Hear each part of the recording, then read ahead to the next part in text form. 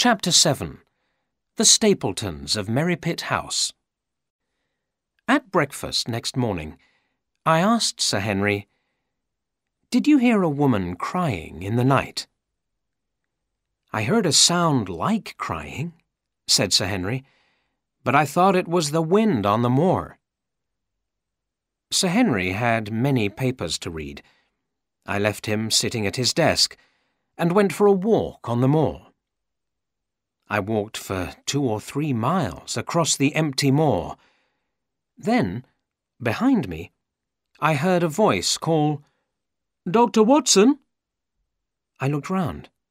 I thought it was Dr. Mortimer, but I saw a stranger walking towards me.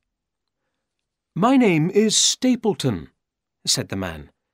"How do you do, Dr. Watson? I saw Dr. Mortimer this morning, and he told me your name.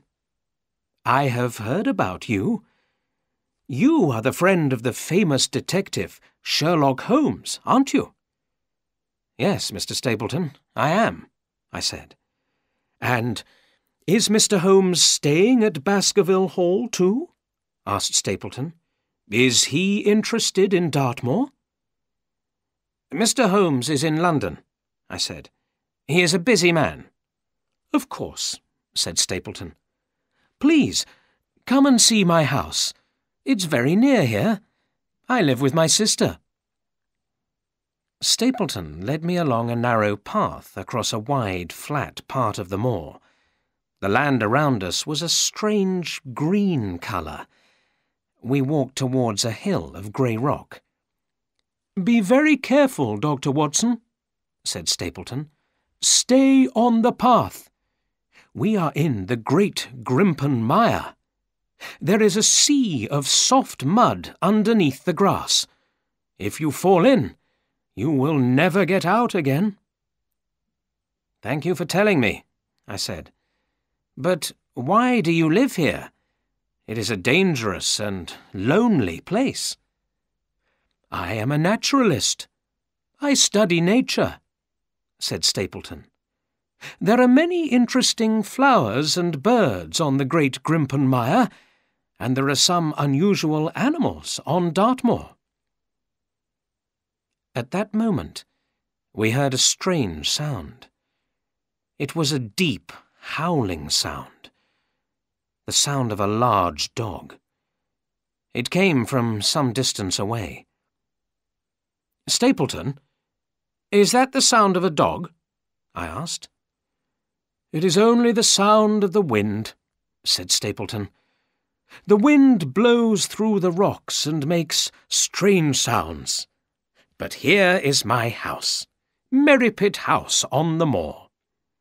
He pointed to the long, low farmhouse which we could see near the hill.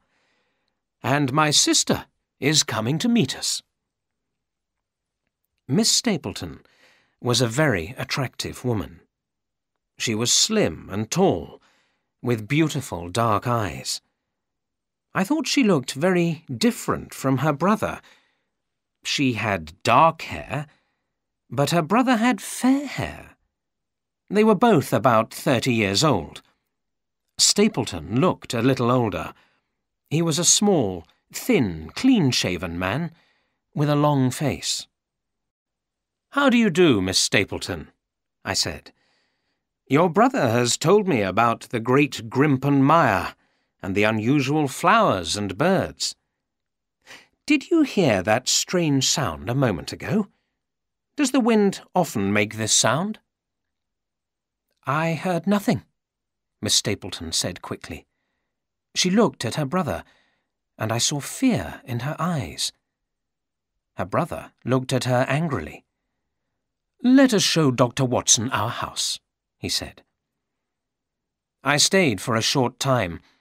Stapleton showed me his collection of flowers and butterflies. "I will come to Baskerville Hall to visit Sir Henry this afternoon," said Stapleton. "Will you tell him?" "Of course," I replied. "Now, if you will excuse me, I must go back to Baskerville Hall. I hope to see you again soon." "Stay on the path," said Stapleton. Remember the great Grimpen Mire. Many men have died in it." Miss Stapleton walked outside with me. She spoke quickly, in a quiet voice. "Dr. Watson, I want to tell you about the strange sound you heard. The people here say that it is the sound of the Hound of the Baskervilles. They say it killed Sir Charles, and now it will kill Sir Henry. But please, do not tell my brother that I spoke to you. Now, go back to London. Go back today." She went into the house quickly. I walked along the narrow path slowly, thinking about what she had said.